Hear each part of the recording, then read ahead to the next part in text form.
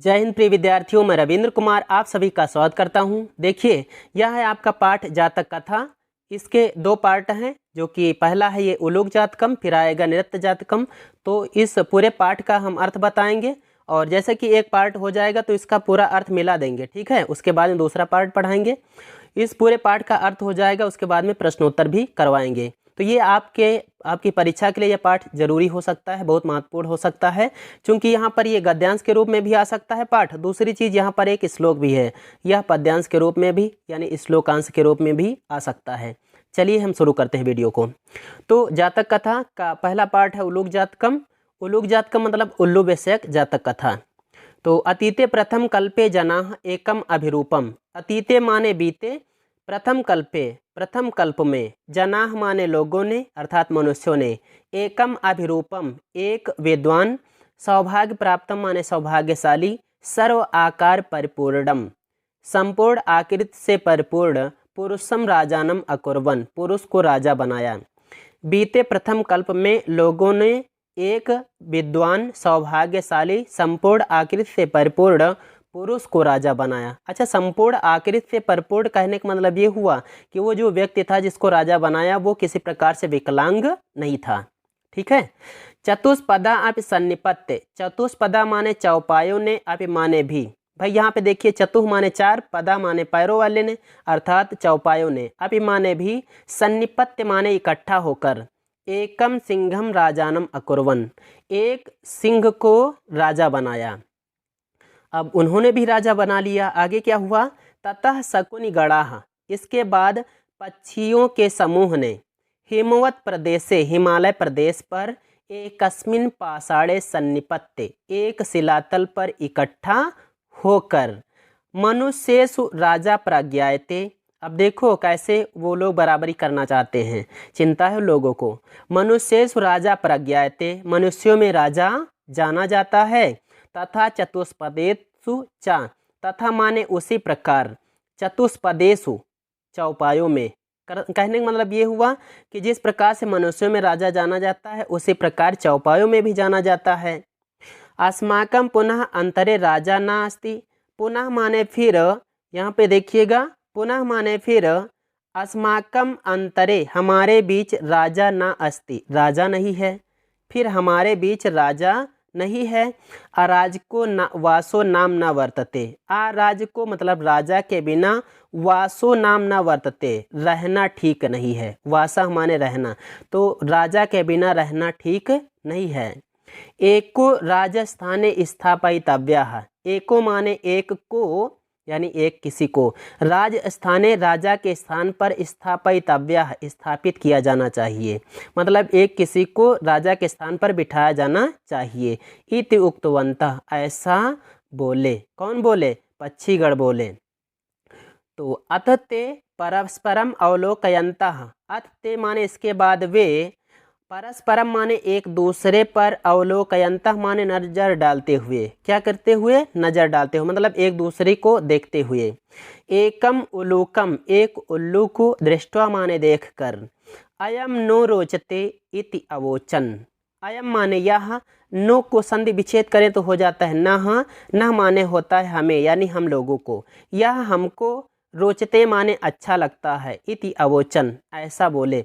इसके बाद वे एक दूसरे पर नज़र डालते हुए एक उल्लू को देखकर बोले कि यह हमको अच्छा लगता है। चलिए इतना कंफर्म करवा देते हैं। बीते प्रथम कल्प में लोगों ने एक विद्वान, सौभाग्यशाली, संपूर्ण आकृति से परिपूर्ण पुरुष को राजा बनाया। चौपायों ने भी इकट्ठा होकर एक सिंह को राजा बनाया यानी शेर को राजा बनाया। इसके बाद पक्षी समूह ने हिमालय प्रदेश पर एक शिलातल पर इकट्ठा होकर, मनुष्यों में राजा जाना जाता है उसी प्रकार चौपायों में भी। फिर हमारे बीच राजा नहीं है, बिना राजा के रहना ठीक नहीं है, एक को राजा के स्थान पर बिठाया जाना चाहिए, ऐसा बोले। इसके बाद वे, तो इसके बाद वे कहने का मतलब उन्होंने, तो इसके बाद वे ऐसा ही मान लो, एक दूसरे पर नज़र डालते हुए एक उल्लू को देखकर बोले यह हमें अच्छा लगता है।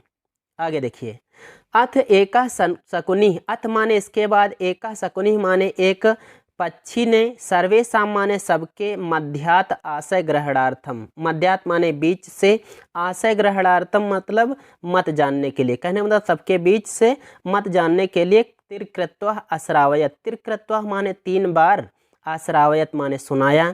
इसके बाद एक पक्षी ने सबके बीच आशय जानने के लिए यानी सबका मत जानने के लिए 3 बार सुनाया। क्या सुनाया होगा? घोषणा की होगी। देखिए ये हमको अच्छा लगता है, क्या सबको अच्छा लगता है? ऐसा सुनाया होगा।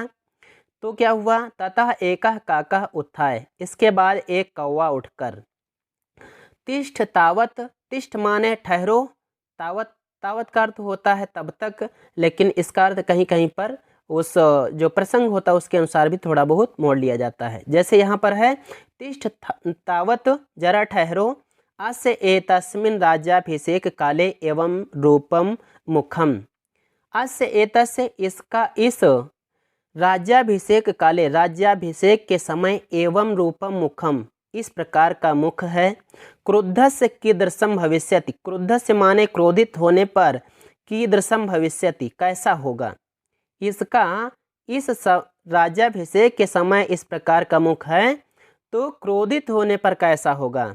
अनेन ही क्रोधेन अवलोकिता, अनेन माने इसके द्वारा, क्रुद्धेन माने क्रोधित होने पर, अवलोकिता माने देखे जाने पर, इसके क्रोधित होने की दशा में देखे जाने पर, वयम माने हम सब, तप्त कटाहे, तप्त माने होता है गर्म, जब गर्म हो, क्या? कटाहे माने कढ़ाई में, जब कढ़ाई चूल्हे पर चढ़ी हुई हो उस समय की बात है, उसमें प्रक्षिप्ताह तिलाह, प्रक्षिप्ता माने डाले गए, तिलाह माने तिलों की, इव माने तरह, तत्र तत्रैव धनश्यामा, तत्र तत्रैव माने वहाँ वहीं, अर्थात वहीं, धनश्यामा माने जल जाएंगे। क्या कहा उसने? कहा कि इसके द्वारा क्रोधित होने पर, देखे जाने पर, क्रोधित अवस्था में देखे जाने पर, हम सब गर्म कढ़ाई में डाले गए तिलों की तरह जहाँ तहाँ जल जाएंगे। मतलब ऐसी क्रूर दृष्टि से देखेगा वो, भाई आग लगा दी कौवे ने। आगे क्या हुआ? उसने कहा ईदर्शो राजा मह्यम ना रोचते, ईदर्शो माने ऐसा, राजा मह्यम ना रोचते, राजा मुझे अच्छा नहीं लगता, आह माने कहा, तो इति आह ऐसा कहा। चलिए चलो आगे बढ़ा देते हैं, फिर पूरा कर देंगे। न मे रोचते भद्रम वह उलूकस्य अभिषेचनम अक्रुद्धस्य मुखम पश्य कथम क्रुद्धो भविष्यति। उसने कहा वह माने तुम लोगों का उलूकस्य अभिषेचनम, उल्लू का राज्याभिषेक में माने मुझे, ना भद्रम रोचते अच्छा नहीं लगता, तुम लोगों का राज्याभिषेक मुझे अच्छा नहीं लगता। आक्रोधस्य मुखम पश्य, क्रोधहीन का मुखम पश्य माने मुख देखो, कथम क्रुद्धो भविष्यति क्रोधित होने पर कैसा होगा, तो क्रोधित होने पर यह कैसा होगा। फिर आगे क्या हुआ?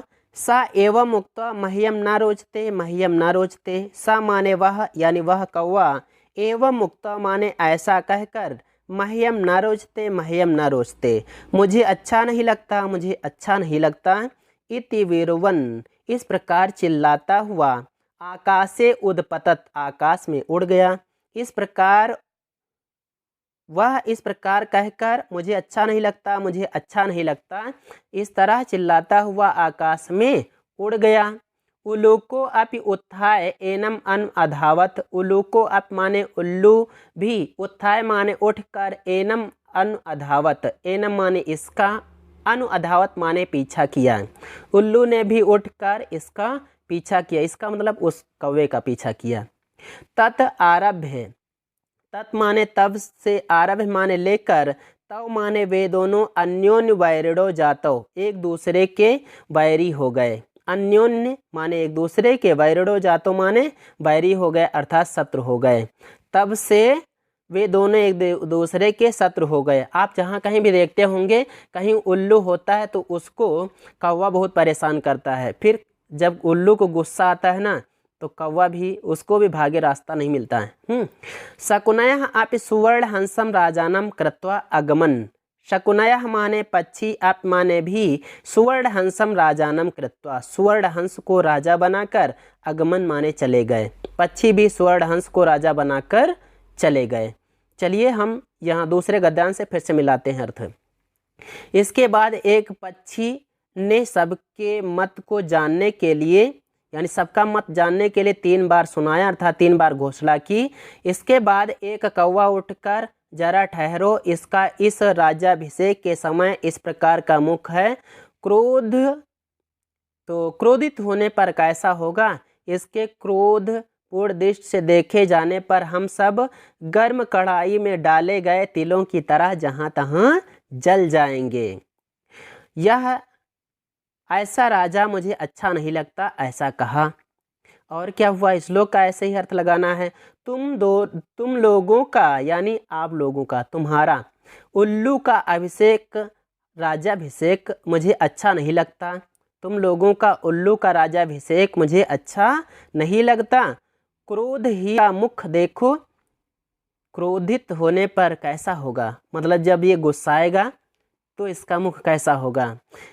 वह इस प्रकार कहकर मुझे अच्छा नहीं लगता, मुझे अच्छा नहीं लगता, इस प्रकार चिल्लाता हुआ, इस प्रकार बोलता हुआ आकाश में उड़ गया। उल्लू ने भी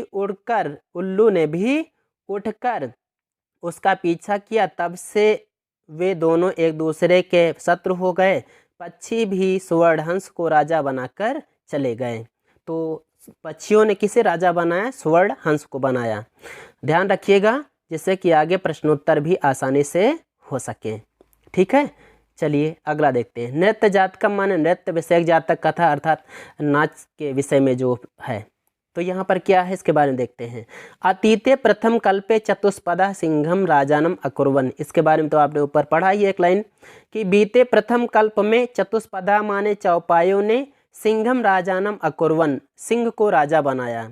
बीते प्रथम कल्प में चौपायों ने सिंह को राजा बनाया। मत्स्य आनंद मत्स्यम, मछलियों ने आनंद नामक मछली को। शकुनया सुवर्ण हंसम, पक्षियों ने सुवर्ण हंस को। शकुनी माने क्या होता है? पक्षी होता है। तो मछलियों ने आनंद मछली को, पक्षियों ने सुवर्ण हंस को। तस्य पुनः सुवर्ण राजहंस से दुहिता हंस पोतिका अतीव रूपवती आसीत। तो पुनः माने फिर, तस्य माने उस, सुवर्ण राजहंस से, सुवर्ण राजहंस की दुहिता माने पुत्री, फिर उस स्वर्ण राजहंस की पुत्री हंस पोतिका, क्या नाम था भैया? हंस पोतिका नाम था। ठीक है, तो हंस पोतिका अत्यु रूपवती आसीत, बहुत सुंदर थी।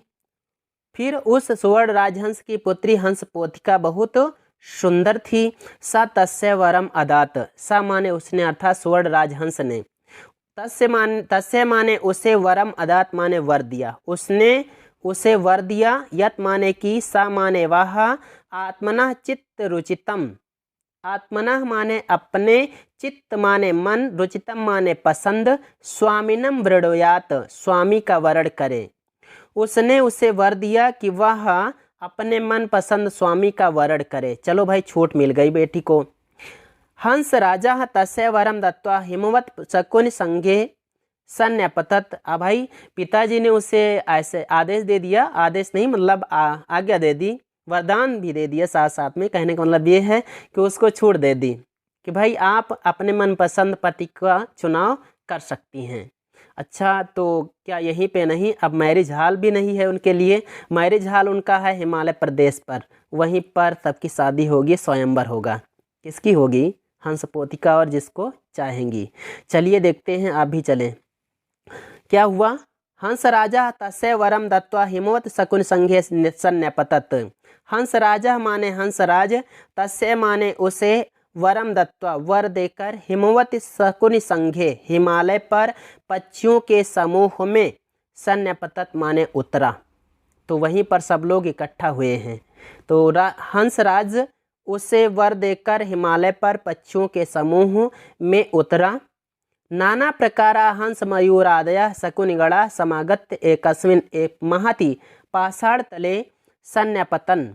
नाना प्रकारा माने भिन्न भिन्न प्रकार के, हंस मयूर आदय, हंस मयूर आदि, शकुनिगणा माने पक्षीगण, पक्षियों के समूह, समागत्य माने आकर, एकस्मिन् महति पाषाण तले, एक विशाल शिलातल पर, सन्यापतन माने इकट्ठा हुए, यानी अब इसको भी कहेंगे उतरे, कहने का मतलब सभी लोग इकट्ठा हुए।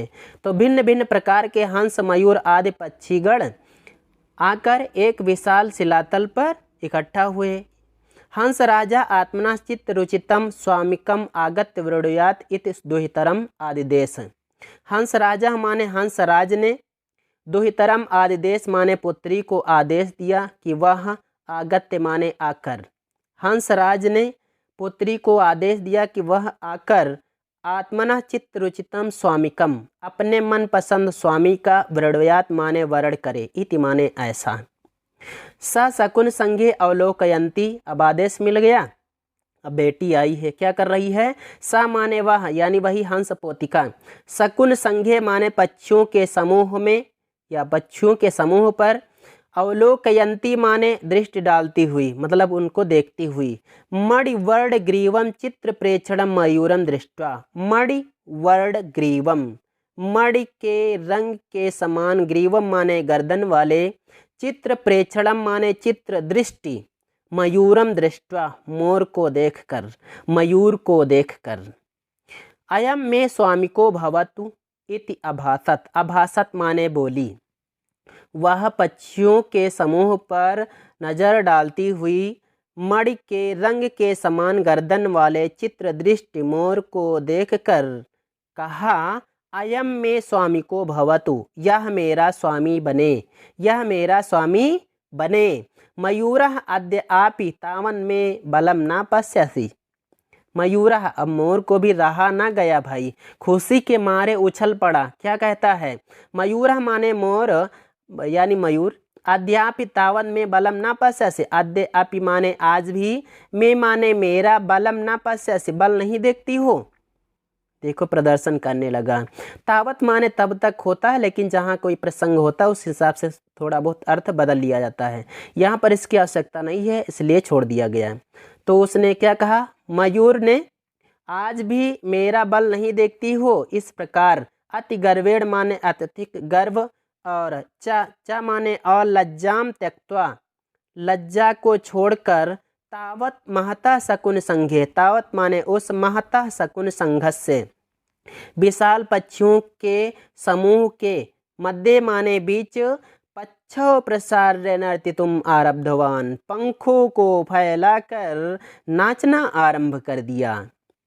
तो मोर ने आज भी मेरा बल नहीं देखती हो, इस प्रकार अत्यधिक गर्व और तो गर्व से लज्जा को छोड़कर उस विशाल पक्षियों के समूह के बीच पंखों को फैलाकर नाचना आरंभ कर दिया। नृत्यं चा अप्रतिछन्नो अभूत, चा माने और नृत्यन माने नाचता हुआ, अप्रतिछन्नो अभूत नग्न हो गया। स्वर्ण राजहंसः लज्जितः अस्य नयोहिनीः अस्ति न बर्हाणाम समुत्थाने लज्जा। स्वर्ण राजहंसः, स्वर्ण राजहंस ने, लज्जितः माने लज्जित होकर, अकथयत, यहाँ पे देखिए इति अकथयत, इस प्रकार कहा। स्वर्ण राजहंस ने लज्जित होकर इस प्रकार कहा। क्या कहा?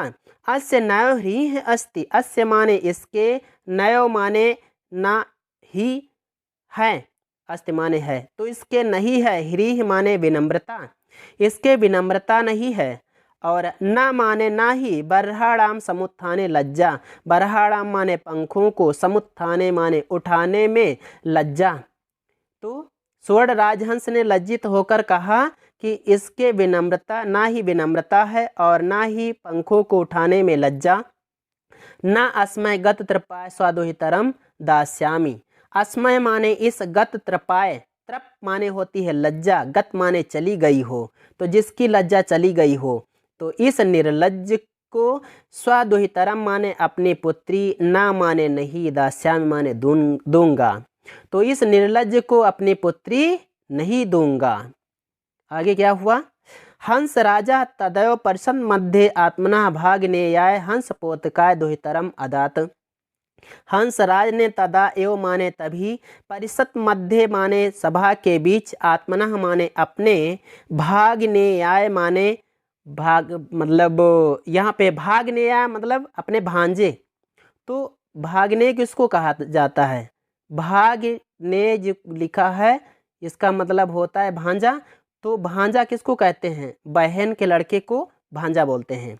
तो हंसराज ने तभी सभा के बीच अपने भांजे, क्या नाम है उसका, हंस पोत काय, हंस पोत को दुहितरम अदात पुत्री दे दी। तो अपने भांजे को पुत्री दे दी, कहने का मतलब अपने भांजे को अपनी बेटी दे दी। कहा चलो भाई आज से तुम इसके हुए, कहने का मतलब उसके साथ शादी कर दी। ठीक है। तो मयूरो हंस पोतिकाम अप्राप्य, मयूरो माने मोर, हंस पोतिकाम अप्राप्य, हंस पोतिका को न पाकर, लज्जिता माने लज्जित होकर, तस्मात् स्थानात् पलायिता, उस स्थान से भाग गया। हंसराजो अपि हृष्ट मानसा स्वगृहम अगच्छत, हंसराज भी हृष्ट मानसा माने प्रसन्न मन से स्वगृहम अगच्छत, अपने घर चला गया।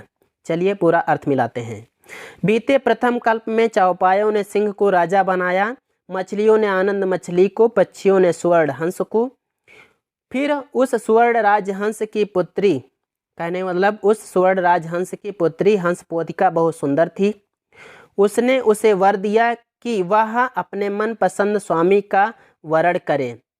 हंसराज उसे वर देकर हिमालय पर पक्षियों के समूह में उतरा। भिन्न भिन्न प्रकार के हंस, मयूर आदि पक्षियों के समूह आकर एक विशाल शिलातल पर इकट्ठा हुए। हंसराज ने पुत्री को आदेश दिया कि वह आकर अपने मनपसंद स्वामी का वरण करे। वह पक्षियों के समूह पर नजर डालती हुई मणि के रंग के समान गर्दन वाले चित्र दृष्टि मयूर को देखकर कहा, यह मेरा स्वामी बने। मोर ने, आज भी मेरा बल नहीं देखती हो। इस प्रकार गर्व से और लज्जा को त्याग कर उस विशाल पक्षियों के समूह के बीच पंखों को फैलाकर नाचना आरंभ कर दिया और नाचते हुए नग्न हो गया। स्वर्ण राजहंस ने लज्जित होकर कहा, क्या कहा, कि इसे ना ही विनम्रता है और ना ही पंखों को उठाने में लज्जा। मैं इस निर्लज्ज को अपनी पुत्री नहीं दूंगा। हंसराज ने तभी सभा के बीच अपने भानजे हंसपोत को पुत्री दे दी। मयूर हंसपोतिका को ना पाकर लज्जित होकर उस स्थान से भाग गया। हंसराज भी प्रसन्न मन से अपने घर चला गया। तो इस प्रकार से आपका यह अर्थ हो गया भाई। अब आइए प्रश्नोत्तर करवाते हैं। चलिए देखते हैं। तो ये हुआ आपका पहला प्रश्न, चतुष्पदा कम राजानम अकुर्वन। कम ये है प्रश्नवाचक शब्द। कम मतलब किसको राजा बनाया, चौपायों ने किसको राजा बनाया। तो यहाँ पर आपको बताना है एकम सिंघम, किसको राजा बनाया, एकम सिंघम। चलिए अगला देखते हैं। अगला है शकुनि गणा सन्निपत्य किम व्यचारयन, पक्षियों के समूह ने इकट्ठा होकर क्या विचार किया। तो यही विचार किया कि एकम उलूकम क्या किया, एकम उलूकम राजानम करतुम, राजा बनाने का, राजानम करतुम, एकम उलूकम राजानम करतुम विचारयन। अगला देखिए, ये अगला दिया गया है, काका उलूकस विरोधम कथम अकरोत, कौवे ने उल्लू का विरोध क्यों किया। तो कौवे ने इसीलिए विरोध किया था क्योंकि उसका रूप अच्छा नहीं था, यानी भीषण आकृति कारडात। अगला, ईदर्शो राजा मह्यम ना रोचते कस्य उक्ति है, ऐसा राजा मुझे अच्छा नहीं लगता, किसकी उक्ति है, तो कौवे की उक्ति है। यहाँ पर क्या हो जाएगा, काकस से हो जाएगा, तो कौवे की हो जाएगा। अगला, अंते शकुनि गणा कम राजानम अकुर्वन, अंत में पक्षियों के समूह ने किसे राजा बनाया, तो सुवर्ण हंस को राजा बनाया था। किसको बनाया था, सुवर्ण हंस को राजा बनाया था। फिर देखिए, सुवर्ण राजहंस से दुहितुः किम नाम आसीत, सुवर्ण राजहंस की पुत्री का क्या नाम था, तो आपको पता है हंसपोतिका नाम था। क्या नाम था भैया, हंसपोतिका नाम था सुवर्ण राजहंस की पुत्री का। फिर अगला दिया गया, हंसपोतिका पति रूपेण कस्य वर्णम अकरोत, हंसपोतिका ने पति के रूप में किसका वर्ण किया, तो बताया गया है वहाँ पे, पिछला यहाँ पर दिया गया था ये अंतिम पंक्ति में देखिए इस जगह पर ये आत्मनः भागिनेयाय हंसपोतकाय, तो इस जगह पर आपका ये उत्तर हो जाएगा हंसपोतिका प्रतिरूपेण कस्य वर्णम अकरोत। यहाँ पर लिखेगा सुवर्ण राजहंस से भागनेयस्य हंसपोतस्य। लिख पाओगे ना, लिख लेना। अगला दिया गया है हंस राजा पर्षद मध्य आत्मना दुहितरम कस्मय आददात। हंस राज ने सभा के बीच अपनी पुत्री किसको दे दी? तो आपको पता है ना, यहाँ पे बताया था आत्मना भागनेयाय, यहाँ पे लिखा जाएगा आत्मना भागनेयाय, आत्मना भागनेयाय। नाम क्या था? हंस पोतकाय, हंस पोतकाय। ओके, आगे बढ़ते हैं। हंस राजा पर्षद मध्य आत्मना दुहितरम कस्मय आददात, ये आपका क्लियर हो गया। अगला दिया गया है हंस पोतिका कस्य दुहिता आसीत, किसकी पुत्री थी? तो सुवर्ण राजहंस की थी। किसकी थी? सुवर्ण राज, आगे हो जाएगा हंसस्य, सुवर्ण राज हंसस्य दुहिता आसीत। ठीक है, अगला बचा है आखिरी। मयूरो हंस पोतिकाम अप्राप्य किम अकरोत। मोर ने हंस पोतिका को ना पाकर, अप्राप्य यहाँ पे ना पाकर क्या किया? तो मोर ने हंस पोतिका को ना पाकर वो क्या किया था? भाग गया था। क्या होकर भैया? लज्जिता, यहाँ पर लिखा जाएगा इस प्रश्नवाचक शब्द की जगह पे लज्जिता तस्मात् स्थानात्, तस्मात् स्थानात् पलायितः, तस्मात् स्थानात् पलायितः। तो इस प्रकार से आपका यह पूरा हो गया पाठ है। तो दोस्तों, आपको यह वीडियो कैसा लगा? यदि आपको यह वीडियो अच्छा लगा हो तो लाइक करना। अगर आप इस चैनल पर नए हो ना तो चैनल को भी सब्सक्राइब करना। तो आइए दोस्तों, चलते हैं अगले वीडियो में। अगला कोई टॉपिक लेकर फिर से उपस्थित होंगे। जय हिंद, वंदे मातरम।